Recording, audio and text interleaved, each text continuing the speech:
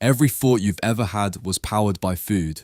So what happens when you're feeding your brain the wrong things? Every memory you form, every moment of focus, motivation, and mental clarity depends on the nutrients you feed your brain. Yet most people spend more time researching their next phone than they do the fuel that powers the most important organ in their body.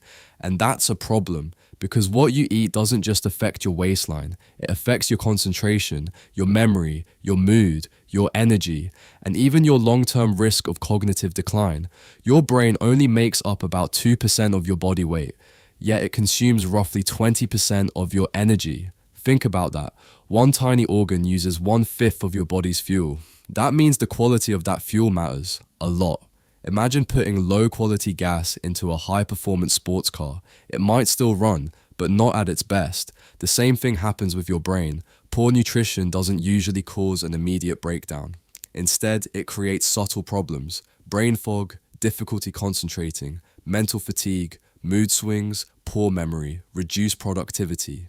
The scary part? Many people assume these symptoms are normal. They're not. In many cases, they're signals. Your brain may simply not be getting what it needs. Let's address one of the biggest myths in nutrition. There is no magical brain food. No single food instantly transforms your memory. No superfood suddenly makes you a genius. The research doesn't support that. What matters is your overall dietary pattern. In other words, your brain doesn't care what you eat once. It cares what you eat consistently. This is where many people go wrong. They buy expensive supplements, drink trendy health products, take miracle nootropics, but ignore the basics. And the basics are where most of the benefits come from. So what foods actually have solid research behind them? Fish like salmon, sardines, and mackerel contain omega-3 fatty acids. These fats are important components of brain cell membranes. Research consistently links adequate omega-3 intake with better cognitive health. Next, eggs. Eggs contain choline, a nutrient involved in producing acetylcholine, a neurotransmitter important for memory and learning. Then there's berries. Blueberries, strawberries, and similar fruits contain compounds called flavonoids. These compounds may help support memory and cognitive function over time. Leafy greens deserve a mention too. Spinach, kale, and similar vegetables provide nutrients associated with healthy brain aging. And finally, nuts, especially walnuts. They provide healthy fats and antioxidants that support overall brain health.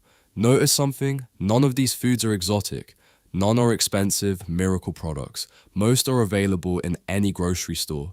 That's usually how science works. The most effective solutions are often boring. Now let's talk about supplements. This is where things get interesting. The global supplement industry is worth billions of dollars, and much of its marketing focuses on promises: better memory, more focus, higher productivity, sharper thinking. The problem? The evidence is often much weaker than the advertisements suggest. That's not to say all supplements are useless. Some can be beneficial in specific situations. For example, if you have a nutrient deficiency. But many people expect supplements to compensate for poor sleep, poor nutrition, chronic stress, and lack of exercise. Unfortunately, that's not how biology works. A supplement can sometimes help fill a gap, but it rarely replaces healthy habits. The foundation always comes first: sleep, exercise, nutrition, stress management. Only then should supplements enter the conversation.